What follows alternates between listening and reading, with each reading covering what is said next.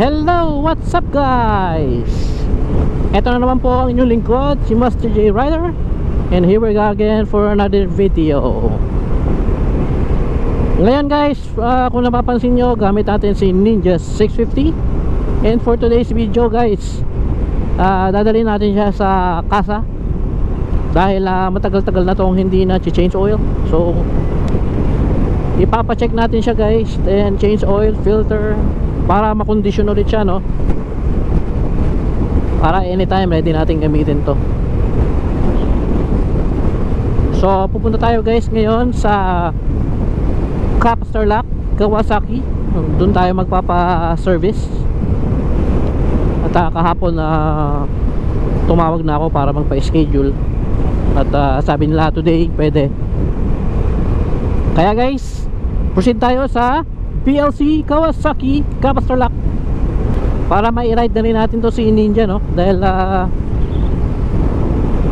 madalang na natin magamit to. Ang most of the time ginagamit natin si Z900, no? So current mileage na guys, 3,294 kilometers ang tinatakbo ni Ninja. So batang bata, no? Batang bata pa si Ninja.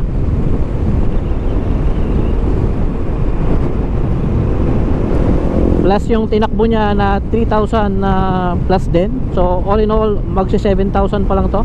Almost 7,000. Dahil kagaya nga nung previous vlog ko guys, no, pina-warranty natin si Ninja yung kanyang TFT display. Nagkaroon siya ng para mga molds. So pinapalitan natin, no. So anong nangyari doon, zero siya. So from there zero mileage. So until now ngayon 3,295. Nung pinawarranty natin siya is around 3,000 din, no? 3,000 plus. So that's why almost 7,000 pa lang yung tinakbo nito totally. Mula nung binili ko siya nung 2020 November, yun lang yung tinakbo niya guys. Kaya ito si Ninja is good as new. Lagi lang sa bahay.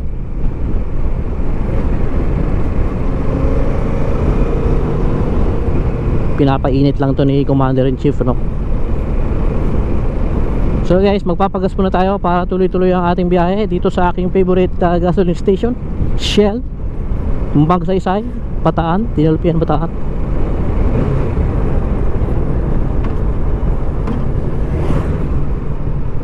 So dito talaga ako nagpapagas guys.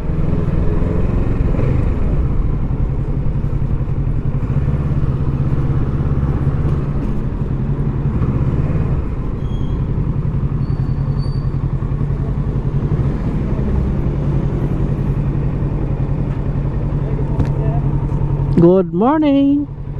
Uy, mali.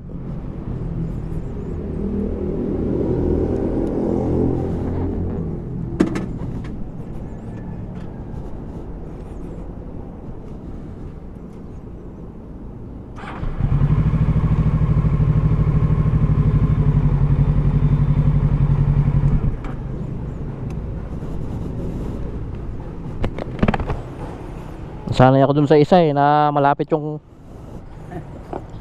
sungkitan. Full tank, premium. Sir? As always. Premium, no? Dapat lang sir. Ha? Premium? Oo.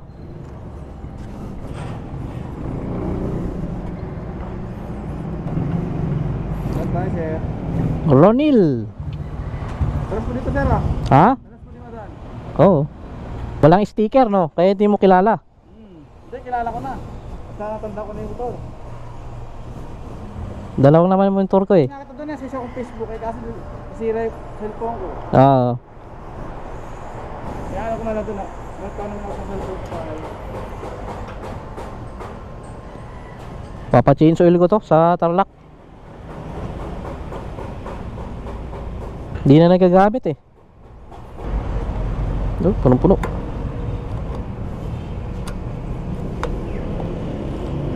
550.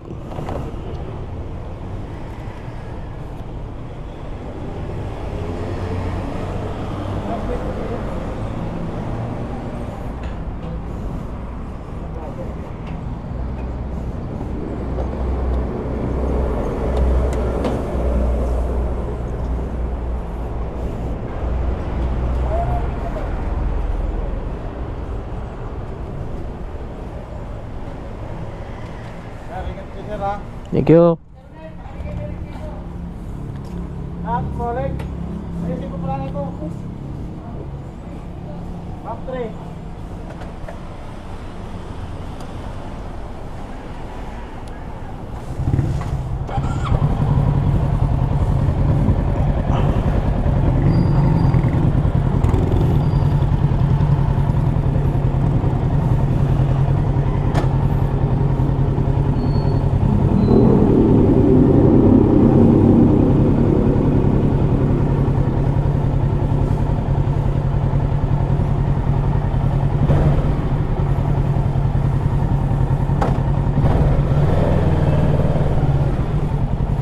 Okay guys, at full tank na si Ninja. Dadalhin natin siya sa Capacitor Lock.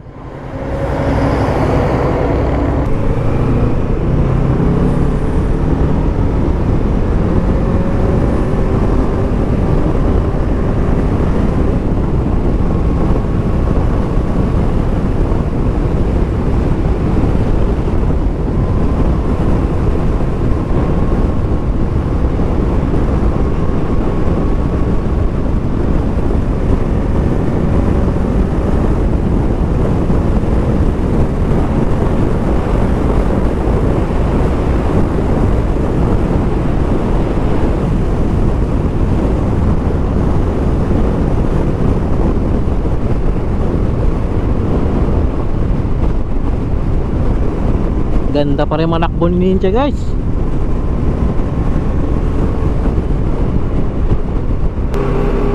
Okay guys, ito papasok na tayo ng Expressway SCTEX. At dito tayo dadaan para mas mabilis tayo makarating dun, no, sa Tarlac.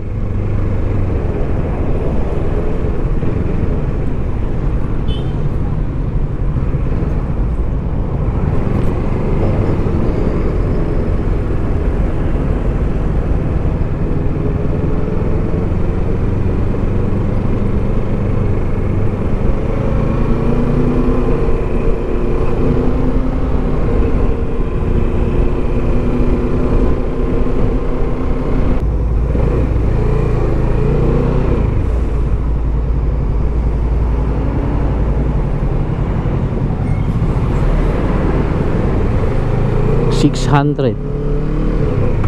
Abot pa kaya yun? Sabagay, dito lang tayo sa may Kapas, no?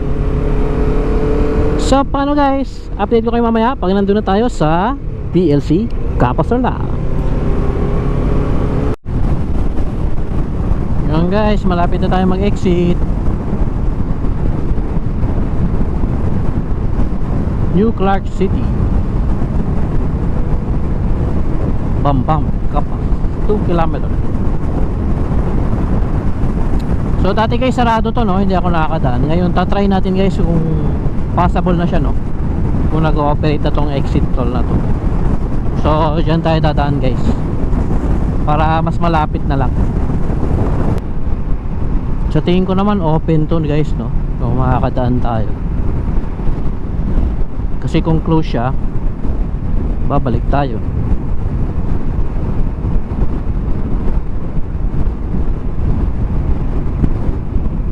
New Clark City, Banban, Kapas, exit.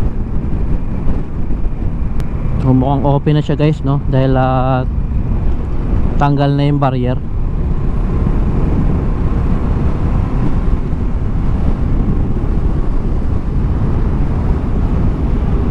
Mas madali guys pag dito.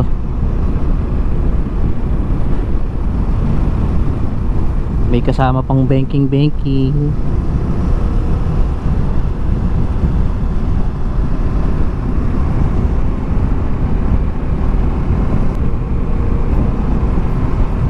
So first time kong dumaan dito guys, no, sa sa New Clark City exit.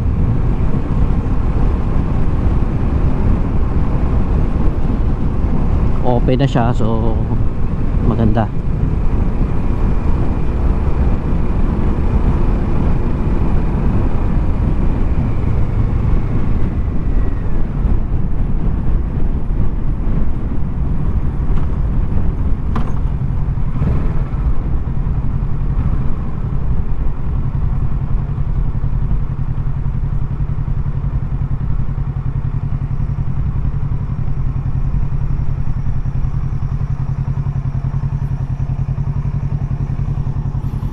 So isa lang yung open, no, dito lang sa wide vehicle.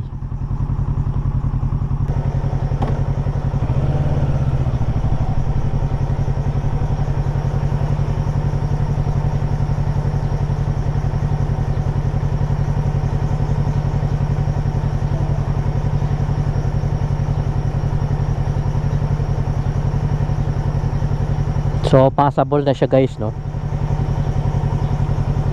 Yung mga previous na biyahe ko kasi dito sarado pa siya, kaya doon ako dumadaan sa may Dolores, doon ako nag-i-exit. Ito mas malapit ito guys sa Capas.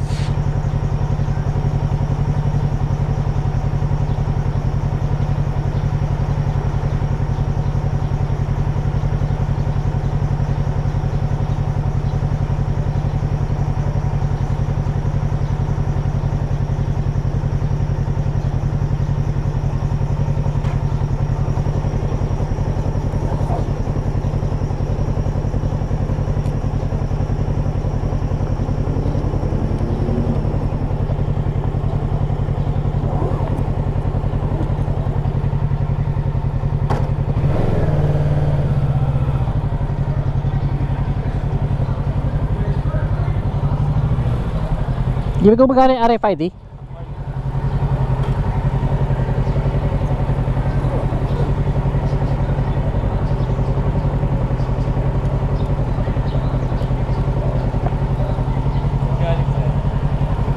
Sa may dinalupihan.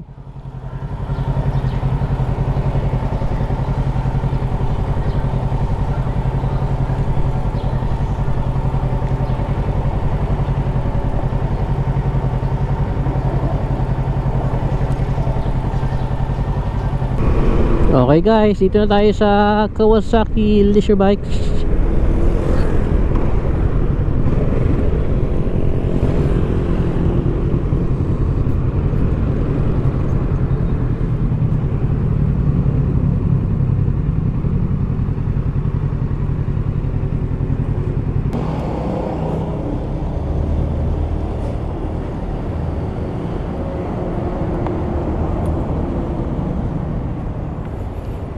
So dito natin binili si C900, no.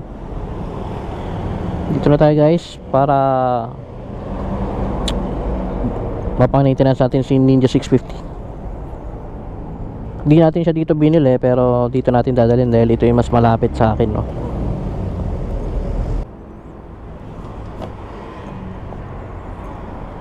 Tara guys, pasok tayo sa loob.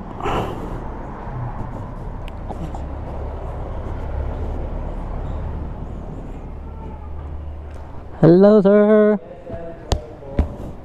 Pa-maintenance, pa-service. Kayo po yung nagpa-schedule, sir? Yung guys, no, pinapalamig lang si 650. Sa nakapatan nila ng blower para lumamig at magawa na.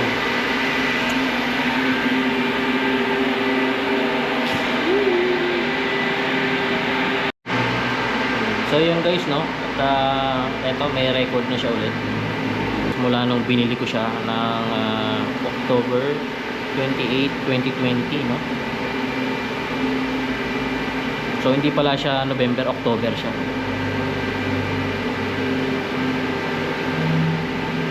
So napuntahan ko siya noong November na. So pero na fully paid to October 28, 2020. Kaya yun yung binigay nilang receipt. Bali ito siya guys.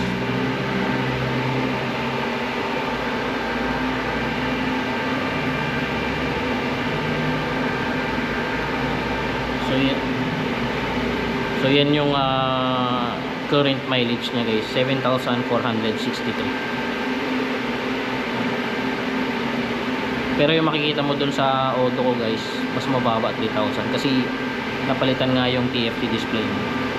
So pina-plus na lang. Anyway guys, pag sinaksak naman siya sa computer, makikita naman nila. Yun guys, ayun si Ninja, pinapalamig pa bago nila umpisan na i-maintenance. Mamaya guys, sa mga gustong malaman kung magkano yung ginastos ko dito sa pag-maintenance kay Ninja, mamaya papakita ko guys yung job order at saka yung total payment. So, paano guys, update ko lang mamaya. Yung guys, sinangat na si Ninja. Umpisa na yan guys, na malamig na siya. Yan, malamig-lamig na.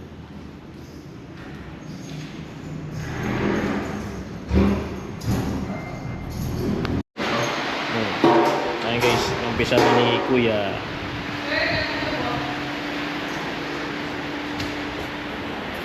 Job order. Thank you ma'am.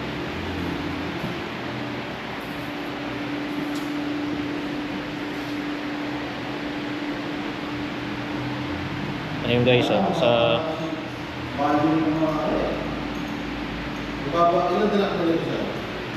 total nasa 7,000 pa lang.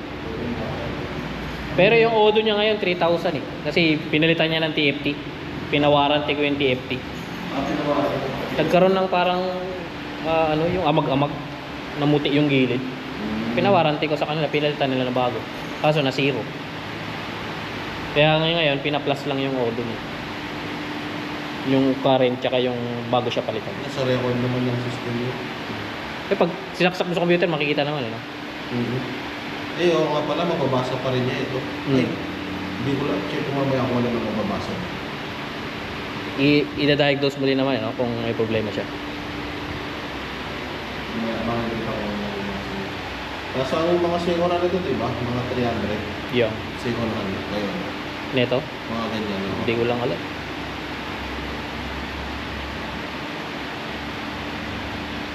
Yung sinuswap lang sa sakyan niya. Hindi. Dalawa yung laruan ko. Palitan yan sila eh. Alam ko sinuswap lang sa sakyan Honda FB. Gusto magmotor. So guys, ito yung job order niya. So mga gustong malaman kung ano yung ginawa sa kanya ngayon, ito guys.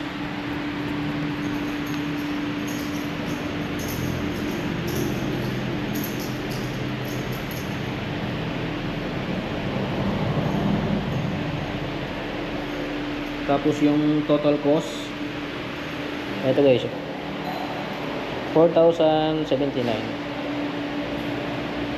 Ito yung mga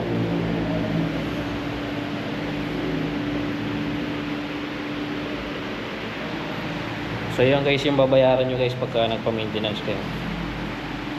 Ano pa to guys 650. Hindi, mas mahal pag yung kay C9 kasi 4 liters yun. Ito yung engine oil niya is 2 liters. And guys, ito yung lang is nagagamitin kay Ninja. Of course, Moto H-Tech 200. Yung steel pad.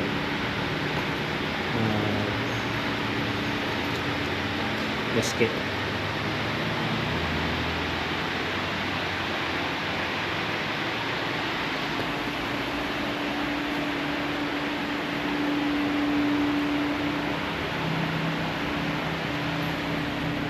Ayan guys, hintayin lang natin tapos na yan. Mabilis lang gumawa si Kuya. Siya rin yung gumawa nung sa 900 natin nung nakaraan bago tayo lumaro ng Boss Iron. Importante kasi guys yung proper tools yung gagamitin para nalalaman mo yung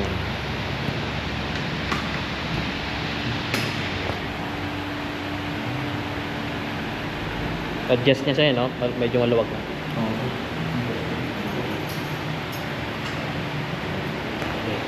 Sukat to.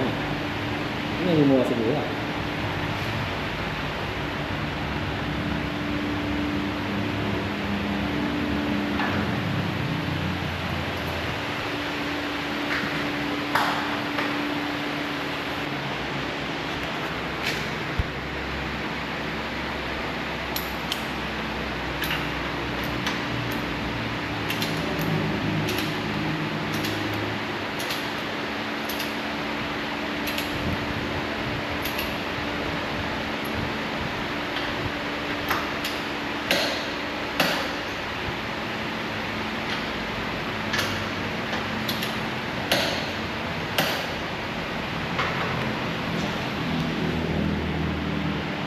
Anyways, mas maganda kasi kung sa kasa mo siya dadalhin, at least alam nila yung mga adjustment na kailangan gawin. Tsaka meron silang proper tools. Kung ako lang guys, kaya ko rin mag-change oil, pero mas prepare ko na dalhin sa kasa. Kasi yung mga ganitong bike, may iba pang ginagawa, kaya nang dinadiagnose siya, ina-adjust. So mas maganda yung magawa na rin yung mga kailangan gawin properly, kaysa naman palit-palit ka lang ng langis,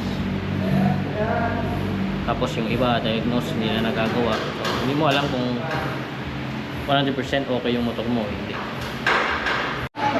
Ito guys, may dumating na bike dito.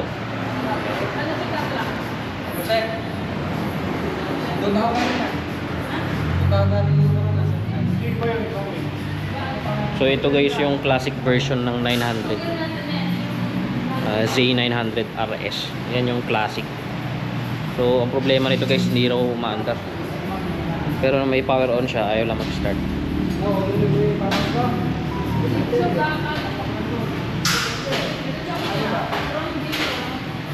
So chichikin nila yan dito kung anong rason. Saksak nila yan sa computer. Yan yung mga classic.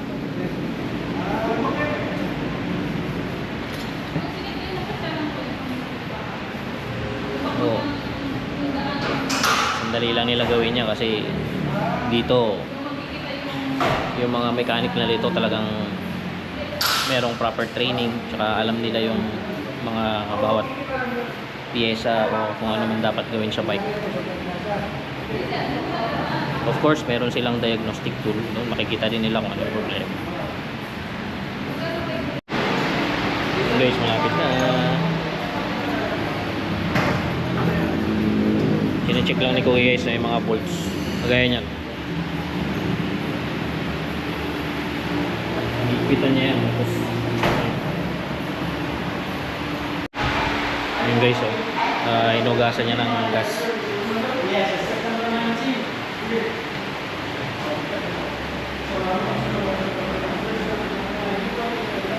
Inugasan niya ng gas guys kasi pag di natanggal yung langis, pag start uusok yan, masusunog yung langis. So babakat dun sa tambutso.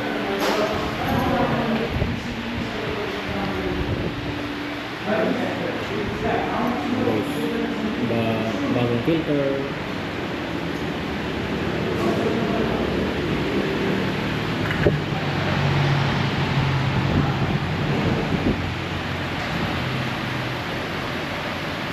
Tutusin guys, kaya mong DIY to, pero mas gusto ko kasa para at least na-check yung bike. So wala akong worries na magkakaproblema siya once na ginagamit ko siya. Yun yung opinion ko guys. Pero sa mga gusto mag DIY, nasa side nyo yun kung paano nyo i-handle yung maintenance ng inyong mga bikes. Yun guys, tapos na si Ninja 650.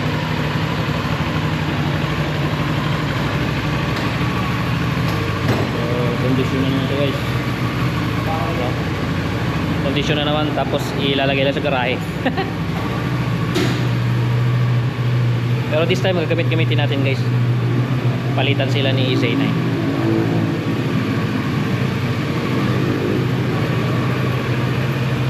Binaba na dahil may ayos silang classic bike. So ang problem niya, hindi siya mag-start.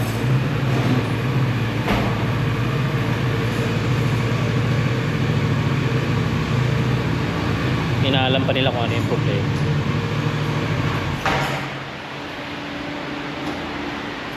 So diagnose lang si Ninja 650 para malaman kung okay siya.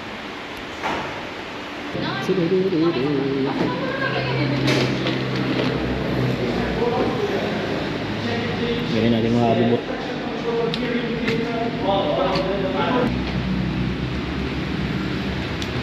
Abubot.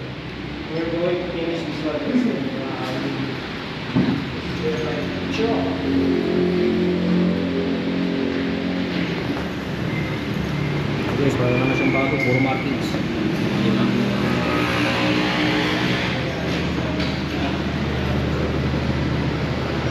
So ito yung napaka-importante din guys, no? Na-diagnose siya, no? Okay yung electronics niya.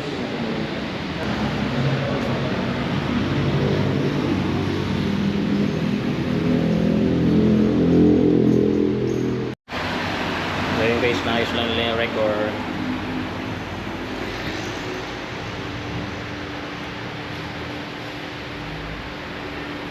Parcel ka nila rin. Tsaka yung mga ginawa ni Kuya, yung record niya.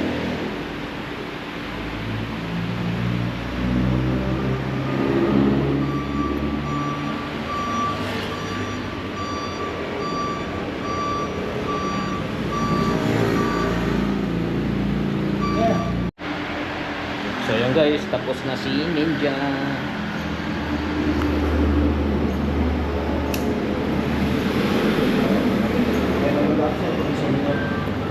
Pati si RP yan ako naman. All pass. So guys, diagnostic report. Result niya A. All pass tayo. Tapos wala na yung ano. So ready na ulit si Ninja sa daan.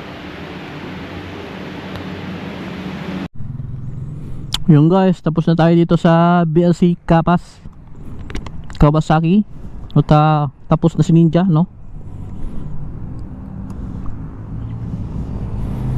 Okay, kondisyon na naman siya. Hop, one click.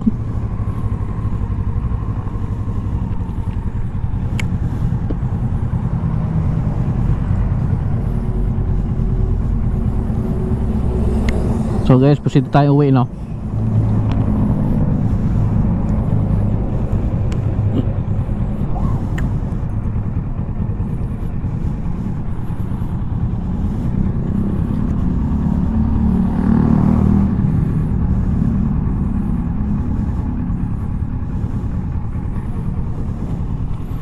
At least condition na ulit si Ninja 650. Ayos na naman ang kanyang takbo.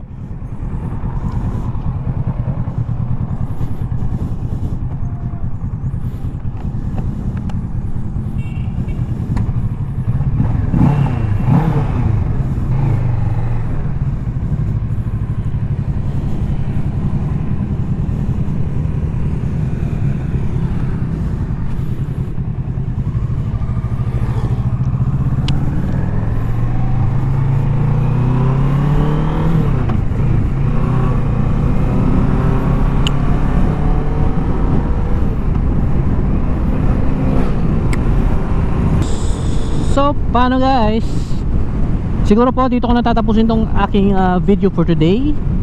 Maraming salamat po sa lahat ng mga manonood at nakakapanood ng video na ito, sa lahat ng ating mga subscribers at masusugid na sumusubaybay sa ating mga videos. Maraming salamat po. Ito pong yung lingkod, si Master J Rider. See you on the next video. Bye guys.